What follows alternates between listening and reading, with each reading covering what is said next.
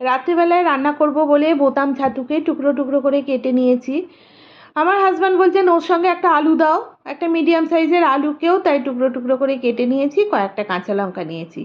একঘেয়েমি আমার হাতে রান্না খেয়ে খেয়ে উনি একদম বিরক্ত হয়ে গেছেন, সেই জন্য আজকে রুটির তরকারিটা আমার হাজব্যান্ড নিজেই রান্না করছেন। আমার তো খুব মজা, আমি শুধু আমার ছেলের জন্য ডিম দিয়ে আলু দিয়ে ঝোল রান্না করছি।